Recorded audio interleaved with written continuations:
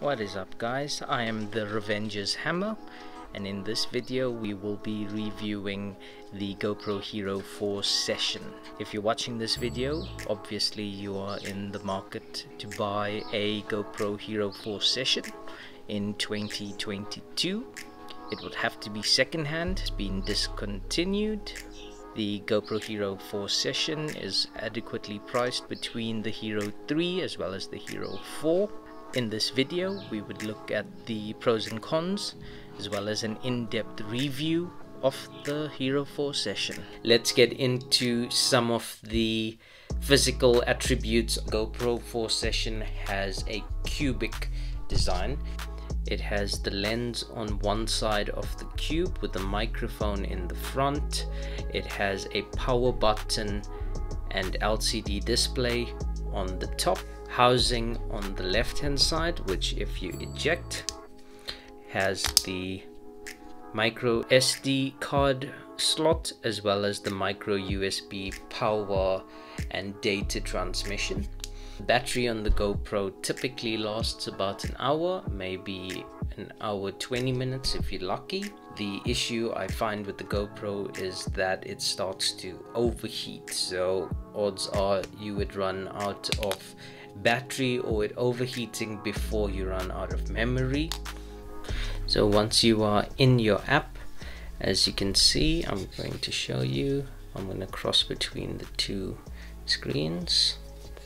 So you have the GoPro, and then you can control certain things such as starting a video, stopping a video, switching to photo mode, switching to time-lapse mode.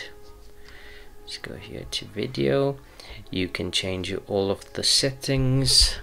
I currently have it at 1080. You can go to 1080p super wide. You can go up to 1440p.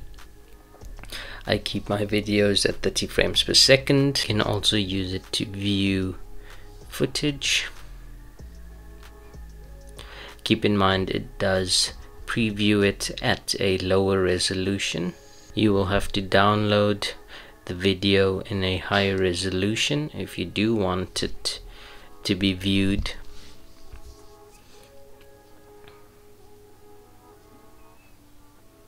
This would be a GoPro audio test. Okay, let's go through some of the pros of the GoPro. Pros, it's cheap, definitely worth the money. So second pro would be that it is a cube, so you can always side mount it or vertical mount it, doesn't matter. There's also the Session 5, so cases will be cross compatible.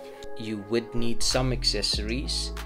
My favorite accessory is the tripod, the handheld tripod. The second must-have accessory is a monopod or selfie stick. Cons, big con is that it does not shoot in 4K. I typically shoot in 1080p at 30 frames per second or 60 frames per second depending on the activity. There's no optical image stabilization or any form of electronic image stabilization. You can run it through a few other softwares, however you would have to have some image crop in order to do that accurately. So those are the two biggest downfalls: no 4K, no image stabilization. Final verdict, should you get the GoPro Hero Session 4? Yes, I thoroughly recommend this to anyone for any form of leisure activity. It's compact and lightweight, fits into your pocket, very pocketable. You will definitely have fun using this.